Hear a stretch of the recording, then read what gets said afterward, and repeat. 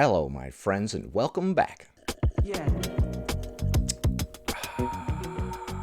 Today, we're going to be taking a look at a clip of a fat activist saying fat phobia kills more people than obesity. We're also going to be taking a look at a couple of bonus clips, including one where somebody's talking about how to feel good in your fat body, a clip from Aubrey Hoffer, as well as somebody saying my fat body and I deserve to eat food.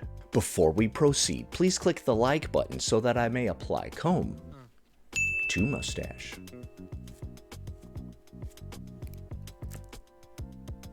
Being fat is not what kills fat people.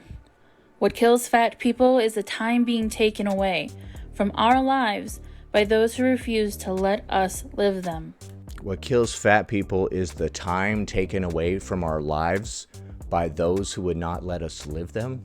So time taken away is deadly? Dude, this statement literally makes no sense. Let's hear it again. Being fat is not what kills fat people. Okay, fatness does not kill fat people. What kills fat people?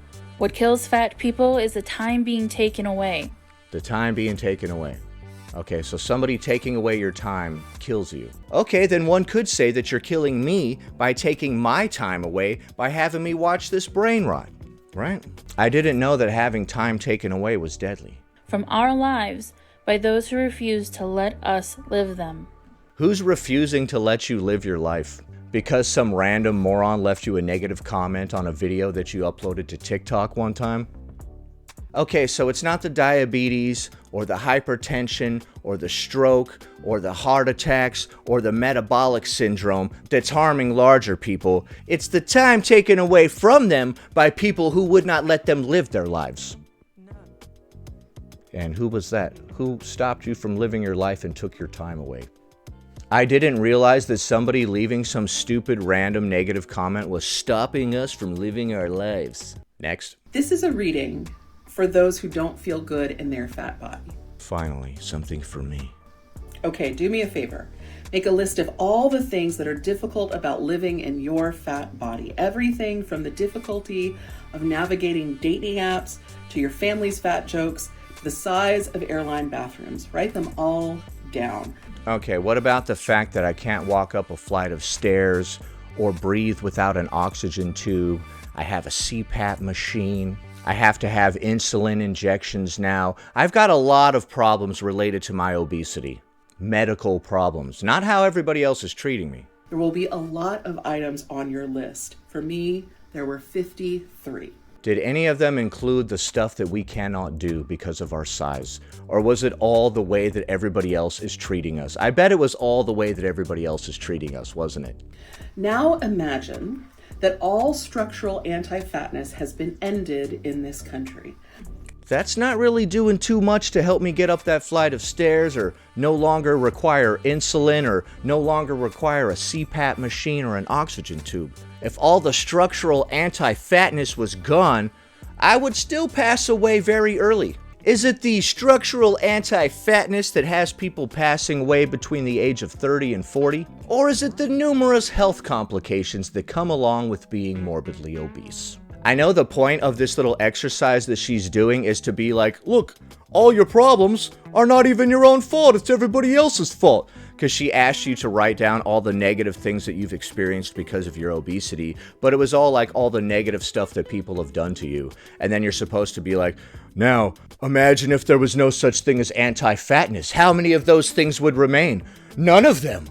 So it turns out that all of our problems are not our problems at all. It's actually society. Yeah, you go ahead and just take that lie and wrap it around yourself and keep yourself warm with it like a nice blanket. Whatever gets you to bed at night. Imagine that your doctors and your family don't shame you anymore. Imagine if our family no longer shamed us for drinking all the time, and all the structural anti-alcoholic system was taken down. What if we stopped being arrested every time we drink and drive? Then how good would our lives be? That your colleagues and friends don't engage in diet talk, and that seats are sturdy everywhere you go. God, how much can you guys delude yourselves? Jesus Christ. Your life would be so much better if everybody else did all this stuff, but not if we did anything at all to change ourselves. Talk about having the maturity of a literal 5-year-old, bro. Literally, every single person in this movement is as mature as a 5-year-old.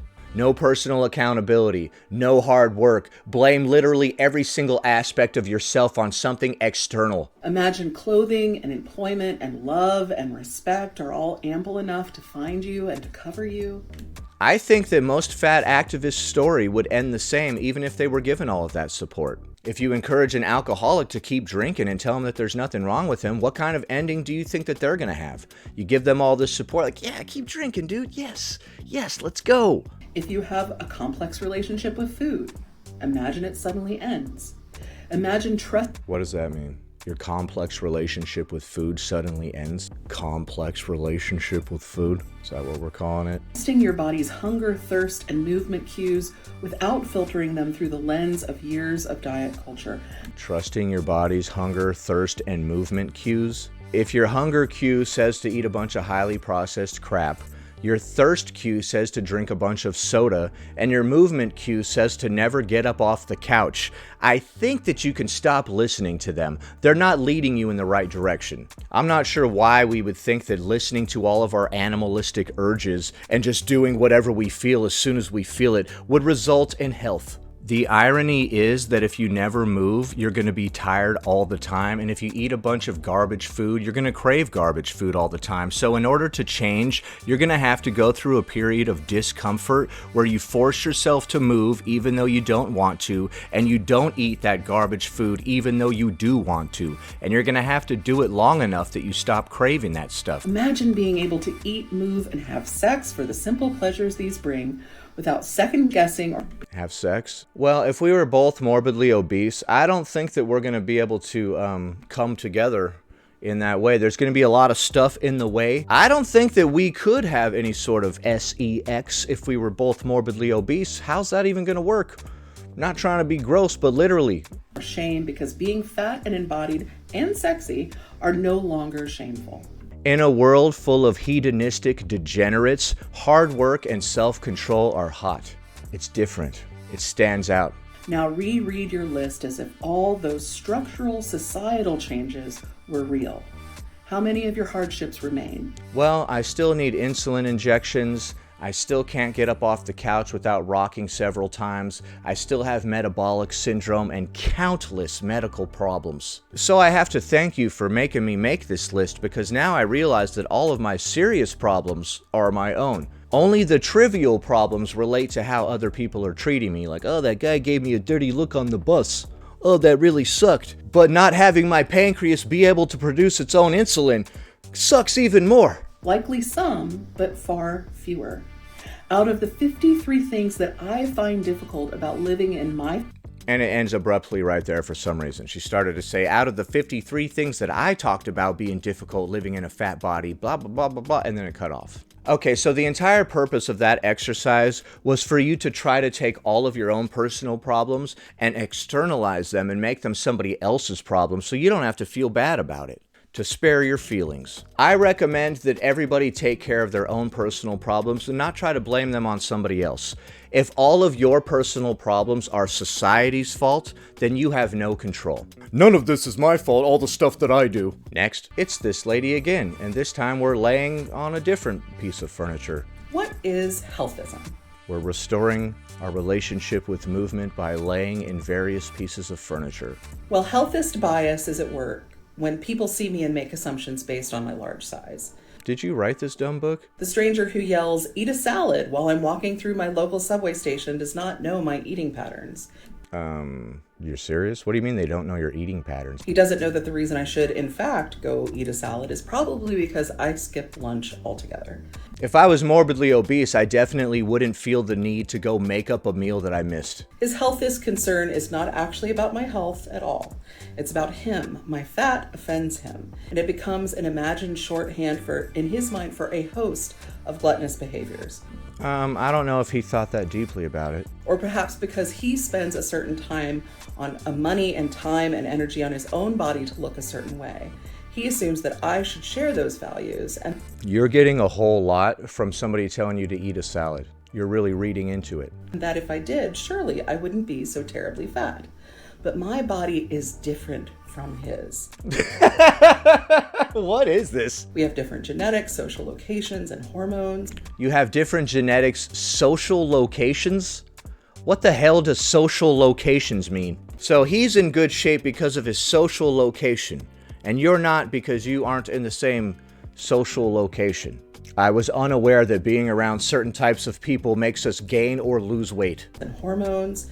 There is very little likelihood that my body would react the same way to his regimen.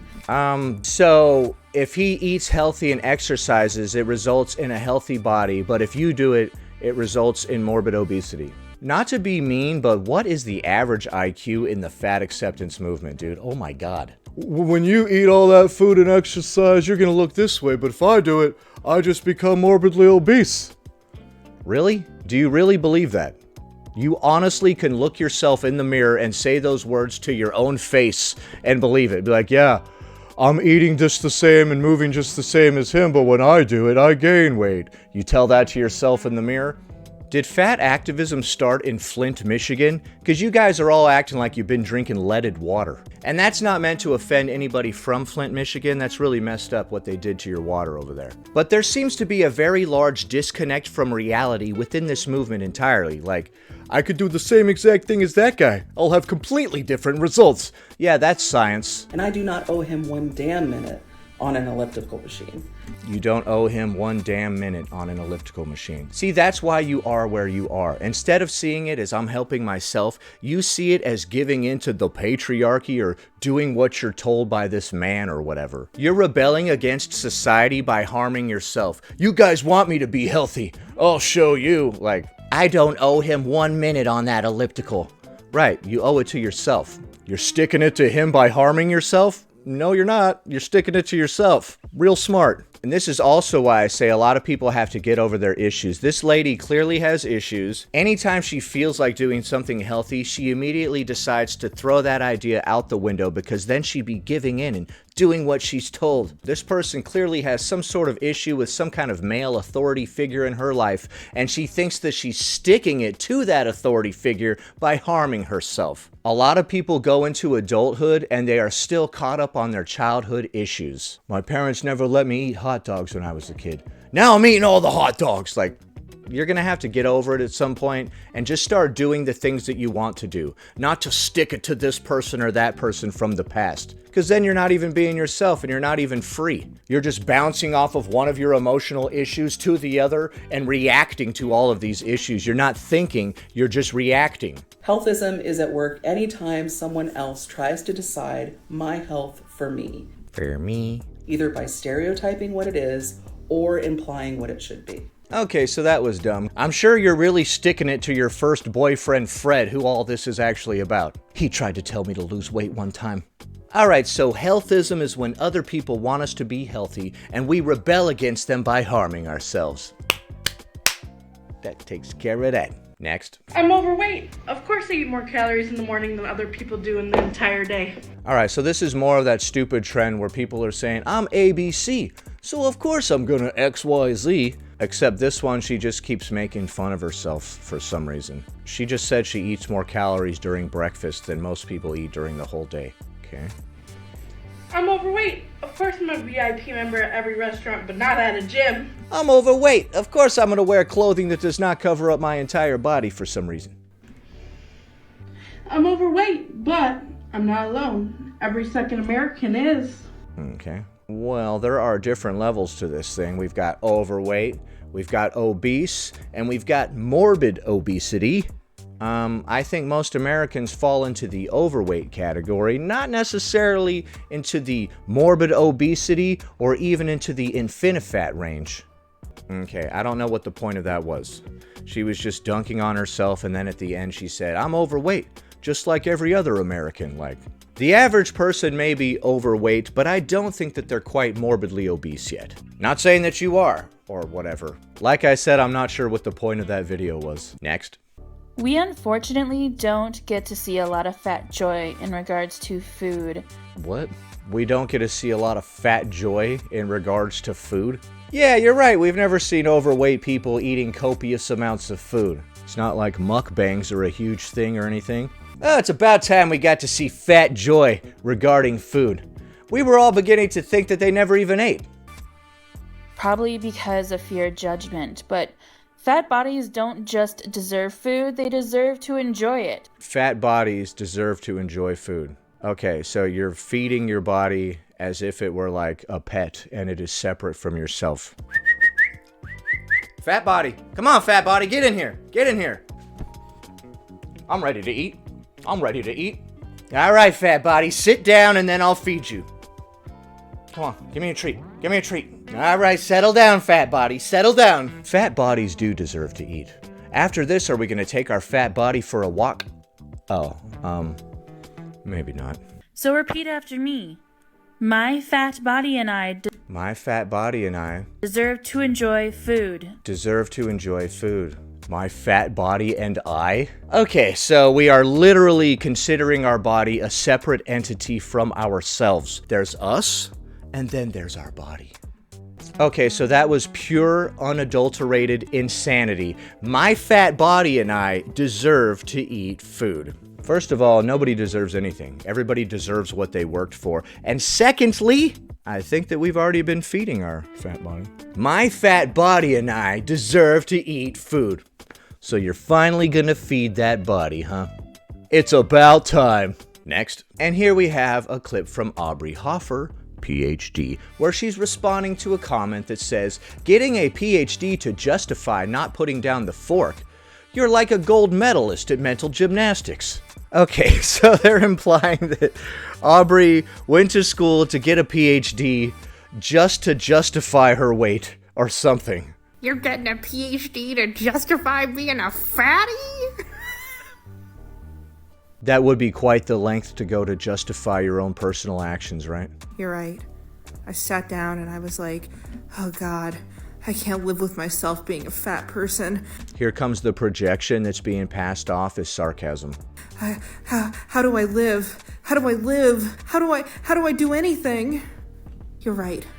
I decided I was going to go to grad school and go through 5 years of rigorous academic training in developmental psychology so that I could sleep at night knowing...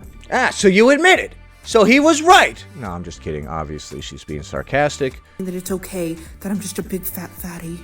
This is a very strange response, Aubrey. I have nothing to justify. I like who I am. I have a good relationship with my body. You do?